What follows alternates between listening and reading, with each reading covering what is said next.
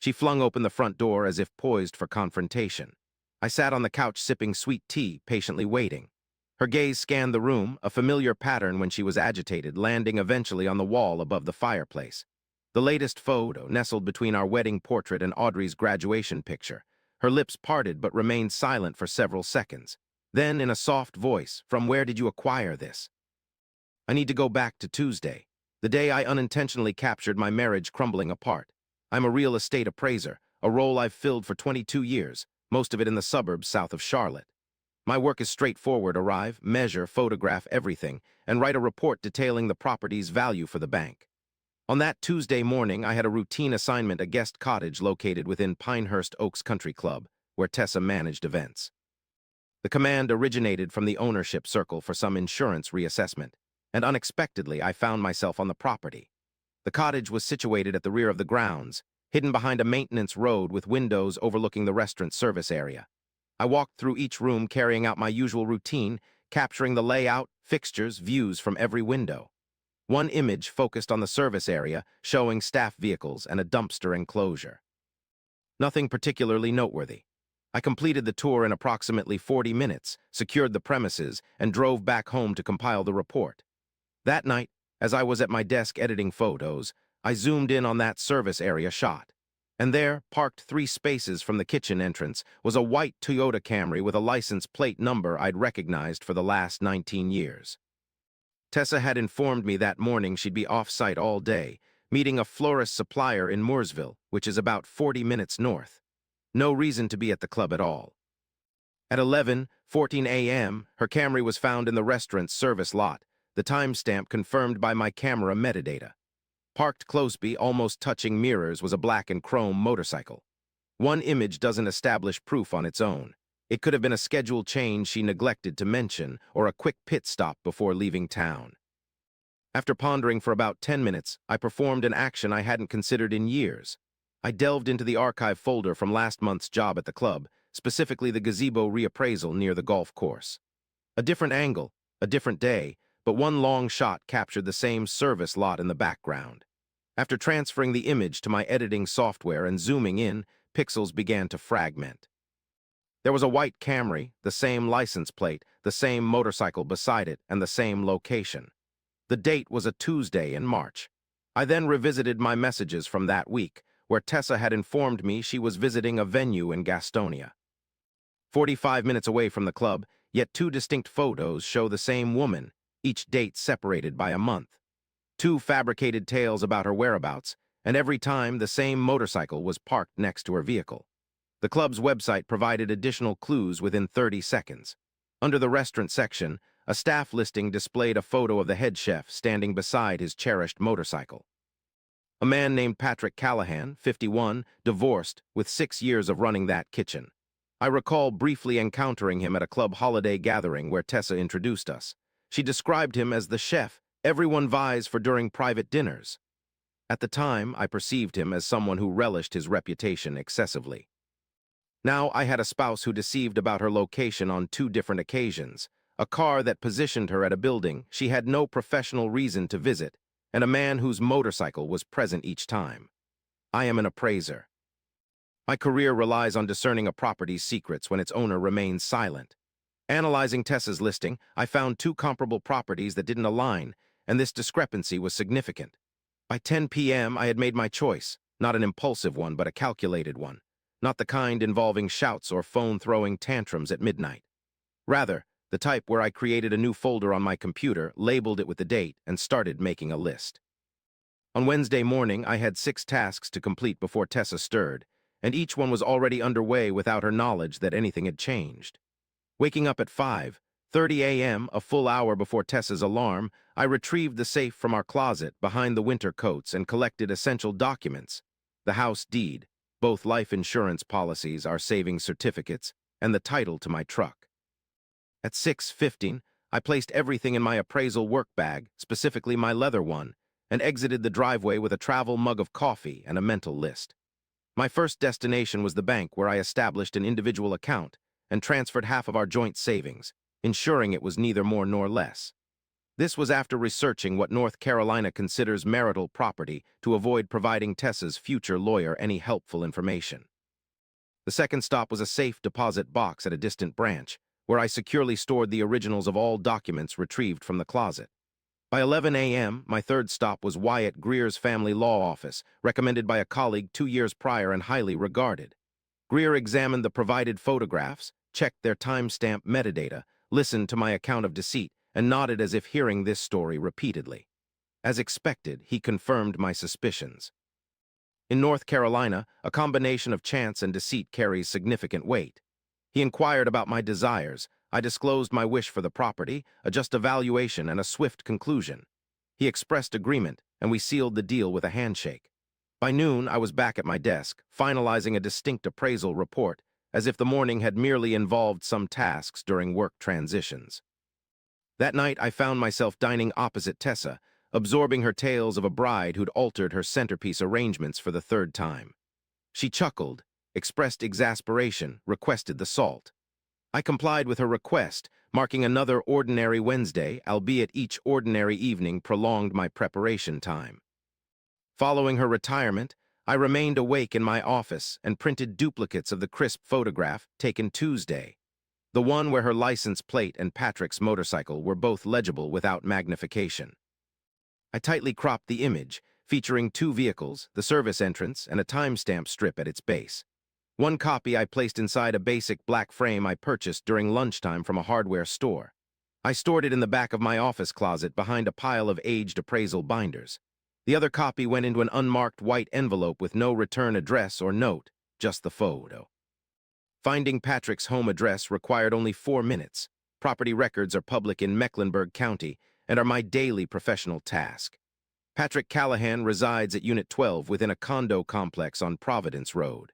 On Thursday morning, en route to a 9 o'clock appointment in Mint Hill, I deposited the envelope into slot 12 of his mailbox cluster. After that, I proceeded to work, appraised a duplex, and returned home to a wife who kissed me on the cheek and offered leftover pasta for dinner.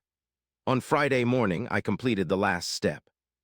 7:45 p.m., Tessa departed as usual, and I stood at the kitchen window, watching her car vanish at the turn before venturing to my office closet for the picture frame. I had chosen its location on Wednesday, on the right side of the mantel, nestled between our wedding snapshot and the one capturing Audrey in cap and gown.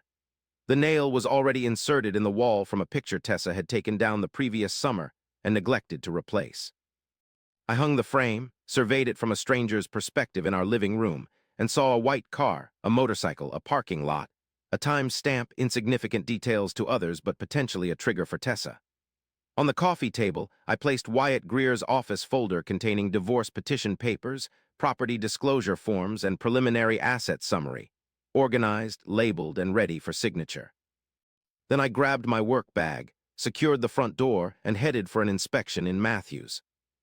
For 2 hours, I sat documenting a split-level ranch's dimensions and noting water damage in the basement, with my phone silent in my pocket since there was no other task at hand but to wait. Tessa typically arrived home around 6 p.m., but that Friday she stepped in at 5:05, evidently upset from our earlier disagreement over her late nights. The clinking of keys against the counter and heels on tile were followed by a silence that lasted what seemed like an eternity. Upon entering the living room, I found Tessa standing motionless before the mantelpiece, her purse still hanging from her shoulder, intently gazing at the photograph as if it might transform with prolonged observation. In a cautious tone, she inquired about the origin of the image. "Where did you get that?" I maintained my composure, keeping my voice even as I replied from my seat on the couch across from her. "Work camera." I was examining the cottage situated behind the restaurant, which you were unaware of on the same day you mentioned being in Mooresville. After a brief pause, I provided additional information that I had been holding back. "There's another one from the same date. It was last month, coincidentally the day you claimed to be in Gastonia. The location is the same parking lot with the same 2 vehicles present and the same layout. Both images were taken by my attorney." Tessa's facial expressions changed rapidly within a couple of seconds, first shock, then calculation, and what seemed almost like irritation, as if I had transgressed an unspoken rule by paying attention. She hesitated, then spoke, only to stop and start again. "Marshall, that's a work parking lot. Most of the staff park there. You're reading too much into it." "Tessa, I replied, gesturing towards the coffee table. I assess properties for a living. I can tell when something is worth more than its perceived value at first glance. The folder contained the remaining documents. She glanced at the manila folder labeled Greer and Associates, Family Law, her shoulders slumping slightly. Any optimism she'd held evaporated on the living room rug as she read through it. The ensuing hour unfolded precisely as anticipated, but not with pleasure. Tessa traversed every emotional terrain, starting with denial, progressing to tears, and eventually acknowledging Patrick as a mere distraction, our marriage being the real focus. When this didn't sway me, she turned to accusations. I was overworking. I failed to see her. I made her feel unimportant. I let her speak. Not because I wanted to listen, but because Wyatt advised me to let her express herself before responding. Once she exhausted her words, I told her 3 facts. 1, the house will remain mine. 1, the mortgage was under my name. The equity details were recorded, and Wyatt had already initiated initial paperwork. 2, by Wednesday morning, our shared savings. Half was in a distinct account, and every document from the fireproof box was deposited into a safe deposit box which she didn't have access to. 3, effective immediately, all divorce-related conversations would be handled through Wyatt's office. I had no intention of debating it at our kitchen table. 4, Jess seemed to be looking at me as if she was seeing a stranger for the first time. She then picked up her phone and stepped out onto the back porch, where I could hear a brief call to Patrick. Her tone changed from urgent to puzzled, then almost desperate. Upon returning inside, her facial expression had altered dramatically. Apparently, Patrick had already been disturbed when she called. An unmarked envelope with a photo of his motorcycle next to hers had arrived the same day. No message was enclosed. In the absence of a sender, he spent the afternoon pondering over who might have sent it, whether upper management had noticed it, and if his job was now under threat. By the time Tessa called, he had already decided that this situation required distance immediately. Over the next 2 weeks, events unfolded as they often do when one party has a strategy while the other reacts in panic.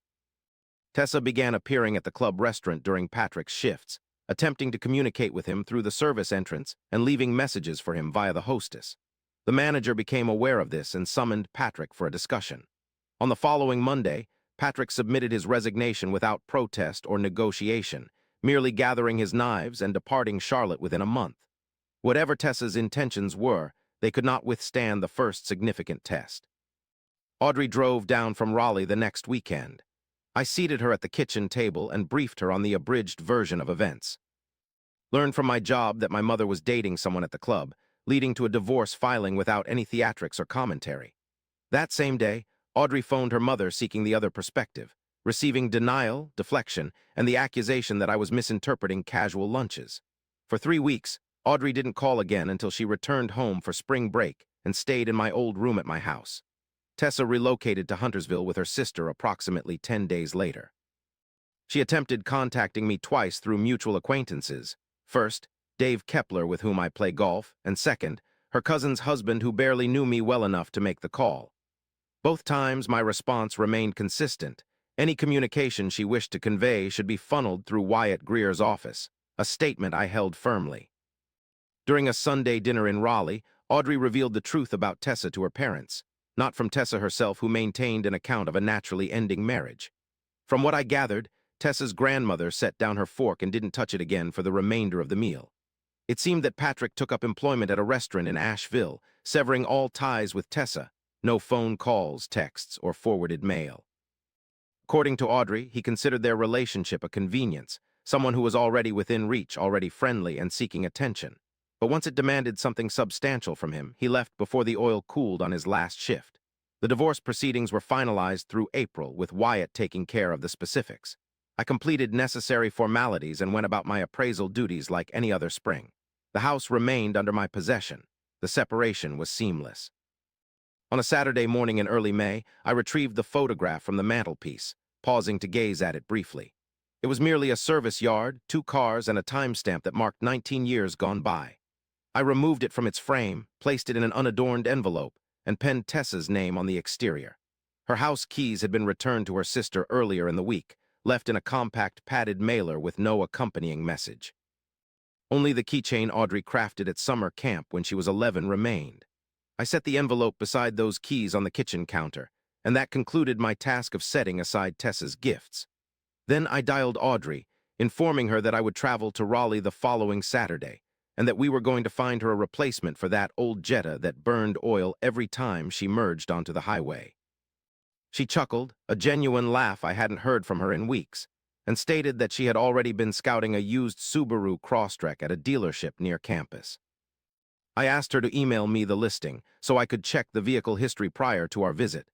En route to the porch, I paused at the mantelpiece. The wedding portrait remained where it had been for 15 years, next to the vacant nail that once held a photograph. I took it down from its hook, carried it to the garage, and placed it face down in the box containing items Tessa's sister hadn't taken yet. Subsequently, I returned indoors, made coffee, and contacted Audrey to verify our plans for Saturday. The Silverado was parked in the driveway, and the lawn required mowing the following morning. Every room in that house now truly reflected its outward appearance.